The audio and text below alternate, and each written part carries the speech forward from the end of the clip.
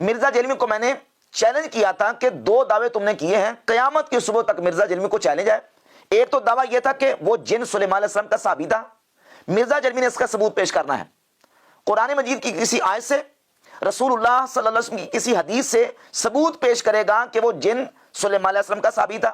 صحابہ کے اقوال میں سے کوئی قول پیش کرتا یا مفسرین کے اقوال میں سے کوئی قول پیش کرتا، کسی مفسر کا، کسی محدث کا، کسی دینی امام کا قول پیش کرتا کہ فلاں امام، محدث، مفسر، صحابی، تابعی نے یہ کہا ہے کہ وہ جن سلیمان علیہ السلام کا صحابی تھا۔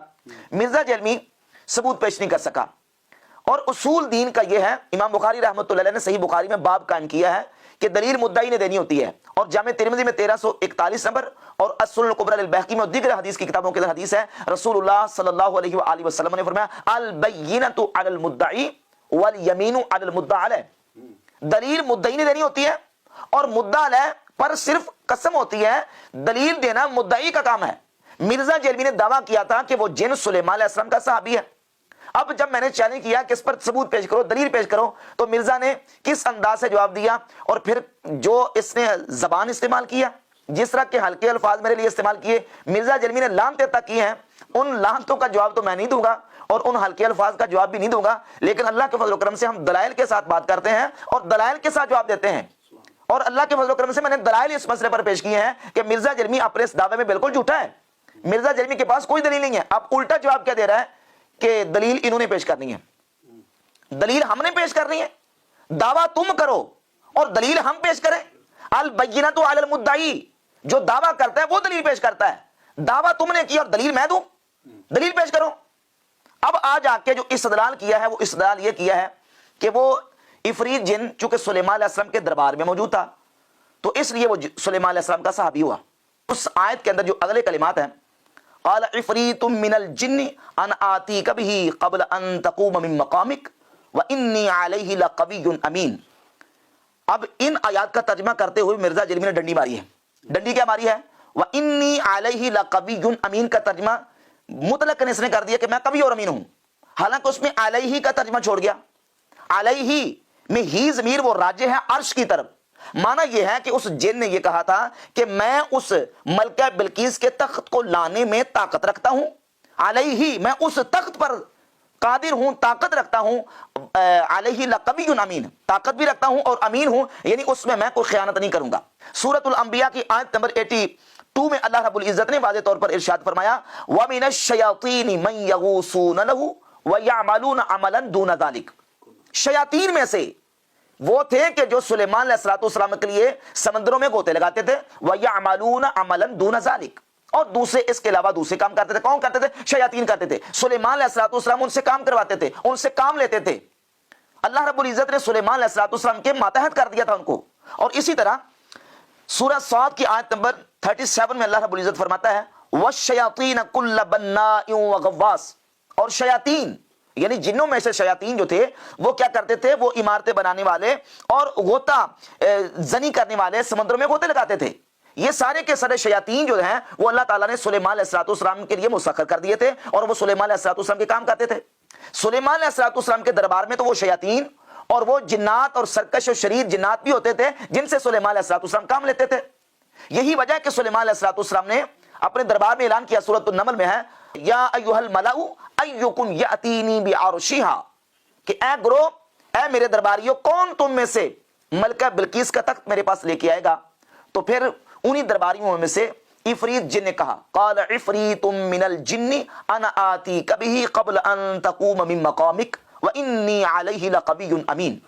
انہی درباریوں میں سے ایک عفریت جن نے کہا۔ تو سلیمان علیہ السلام کے دربار میں تو شیاطین بھی آتے تھے جن سے سلیمان علیہ السلام کام لیتے تھے۔ نعوذ باللہ تعالیٰ، کیا اس بنیاد پہ تم ان شیاطین کو سلیمان علیہ السلام کا صحابی کہو گے؟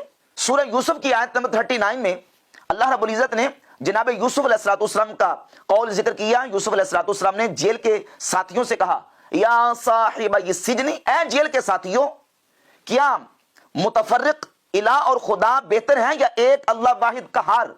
حضرت یوسف علیہ السلام جیل کے ساتھیوں سے مخاطب ہو کے فرما رہے ہیں، تو کیا یوسف علیہ السلام جو ہیں وہ ان جیل کے ساتھیوں کو اپنا صحابی کہہ رہے تھے، یا ان جیل کے ساتھیوں کو یوسف علیہ السلام کا صحابی کہا جائے گا جبکہ وہ یوسف علیہ السلام کے جیل میں ساتھ رہے؟ نہیں کہا جائے گا۔ صحابیت کی ایک مستقل تعریف ہے، صحابیت کا ایک کرائٹیریا ہے، اس کے مطابق صحابی کہا جاتا ہے۔ لہذا سیدنا سلیمان علیہ السلام کے دربار میں جو شیاطین اور جنات ہوتے تھے ان سب کو صحابی نہیں کہا جا سکتا، ان میں سے شرارتی بھی تھے، شیاطین بھی تھے جن کو اللہ رب العزت نے مسخر کر دیا تھا اور وہ سلیمان علیہ السلام کے متحد تھے۔ باقاعدہ قرآن مجید کی آیات میں شیاطین کے کلمات ہیں، وَمِنَ الشَّيَاطِينِ مَن يَغُوصُونَ لَهُ وَيَعْمَلُونَ عَمَلًا دُونَ ذَلِكَ، شیاطین میں سے جو غوطے لگاتے تھے اور سلیمان علیہ السلام کے لیے کام کرتے تھے۔ اور مرزا جلمی کہہ رہا جی وہ چونکہ سلیمان علیہ السلام کے دربار میں تھا اس لیے سلیمان علیہ السلام کا صحابی۔ پہلے تو یہ کہتا تھا کہ دیکھیں اعلیٰ حضرت نے جو ترجمہ کیا ہے کہ خبیث جن نے کہا، خبیث تو خود عربی کا لفظ ہے، یعنی اس بات کا انکار کر رہا تھا کہ عفریت کا ترجمہ خبیث نہیں ہو سکتا۔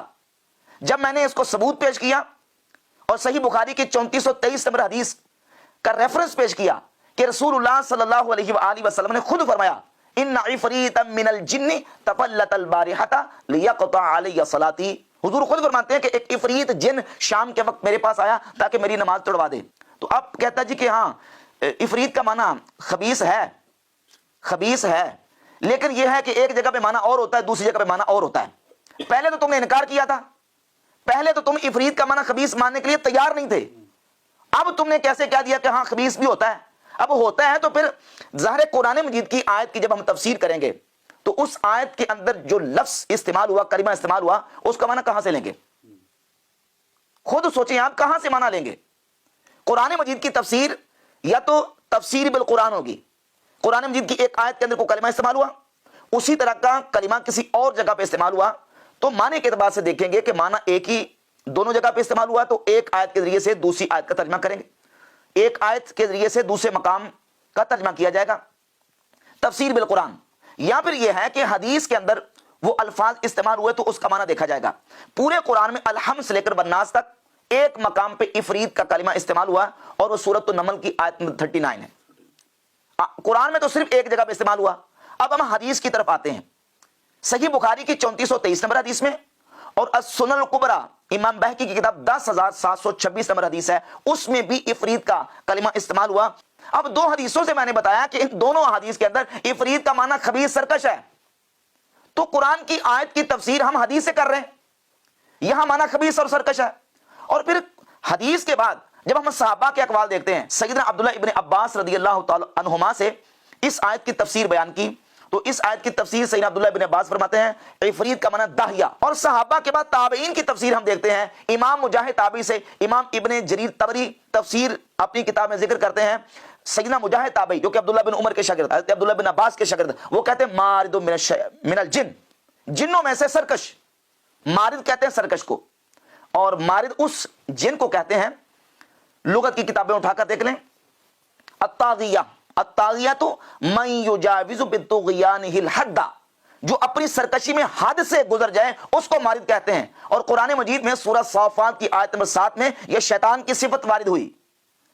قرآن مجید میں من کل شیطان مارد، یہ مارد شیطان کی صفت ہے۔ سیدنا مجاہد تابعی رحمۃ اللہ علیہ اس عفریت کا معنی بیان کرتے ہیں مارد من الجن، جنوں میں سے سرکش۔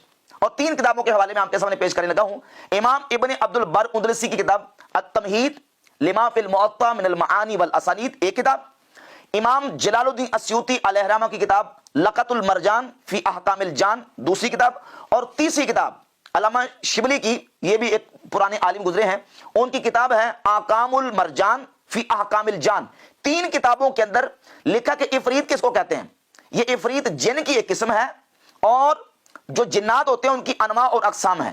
جو خالص محض جن ہو اس کو جنی کہتے ہیں، اور اگر وہ جن گھروں میں رہنے والا ہو اس کو عامر کہتے ہیں، اور اگر اس میں خباثت آ جائے تو اس کو شیطان کہتے ہیں، اور وہ خباثت اگر بڑھ جائے تو اس کو مارد کہتے ہیں، اور مارد کے اندر مزید اگر خباثت بڑھ جائے تو اس کو عفریت کہتے ہیں۔ مرزا جی عربی کی کتابیں پڑھیں، علماء نے عربی کتابوں کے اندر عفریت کا معنی کیا لکھا ہے، جو سرکشی میں، جو طغیانی میں، نافرمانی میں حد سے بڑھ جائے اس کو کہتے ہیں عفریت۔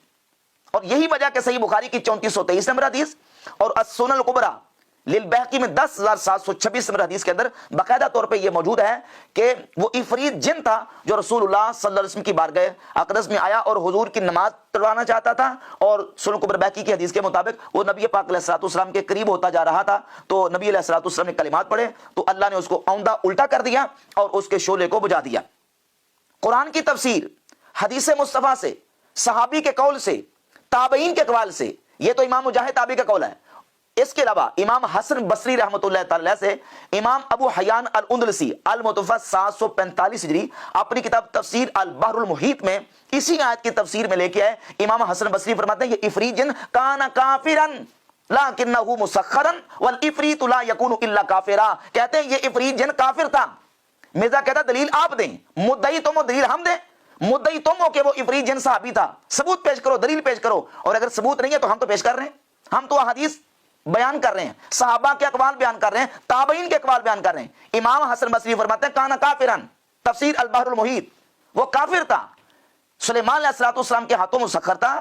والعفریت لا یکون الا کافرا. امام حسن بصری فرماتے ہیں عفریت جن ہوتا ہی کافر ہے, عفریت ہوتا ہی کافر ہے. مرزا جی یہ لے ثبوت, یہ دلیل ہے, ثبوت ہے. اور اس کے علاوہ ایک اور تابعی ہیں ضحاک بن مزاحم الہلالی, ان سے امام سالبی نے اپنی کتاب تفسیر السالبی میں, اور اس کے علاوہ امام بغوی نے تفسیر معالم التنزیل میں, ضحاک تابعی المتوفی 102 ہجری, ان سے اس کی تفسیر نقل کی ہے. ضحاک تابعی کہتے ہیں هو الخبیث, یہ عفریت کون تھا؟ وہ خبیث جن تھا. صرف امام احمد رضا محدث بریلی رحمۃ اللہ علیہ نے عفریت کا ترجمہ خبیث نہیں کیا, بلکہ تابعین نے بھی اس کا ترجمہ خبیث کیا, مارد کیا. بلکہ امام حسن بصری اس کو کافر کہہ رہے ہیں, امام مجاہد تابعی اس کو مارد کہہ رہے ہیں, ضحاک تابعی اس کو خبیث کہہ رہے ہیں. هو الخبیث, وہ خبیث تھا.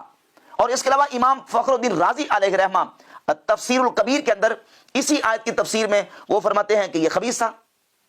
علامہ علوسی تفسیر المعانی میں اسی آیت کی تفسیر میں کہتے ہیں کہ وہ جن خبیث تھا. تفسیر المعانی اٹھائیں, تفسیر مدنی اٹھائیں, تفسیر سالبی اٹھائیں, تفسیر کبیر اٹھائیں, اور دیگر بہت ساری 20 تفاسیر ہیں جن کے اندر مفسرین نے اس کا ترجمہ یہی لکھا ہے کہ وہ عفریت جن, وہ خبیث جن تھا, سرکش تھا. اس کے علاوہ اردو تراجم میں شاہ ولی اللہ محدث دہلی کے بیٹے شاہ عبد القادر محدث دہلی, ان کا جو قرآن پاک کا ترجمہ چھپا ہے موضح القرآن, موضح القرآن کے اندر باقاعدہ شاہ عبد القادر محدث دہلی نے اس کا ترجمہ یہ کیا کہ وہ راکشش جن بولا.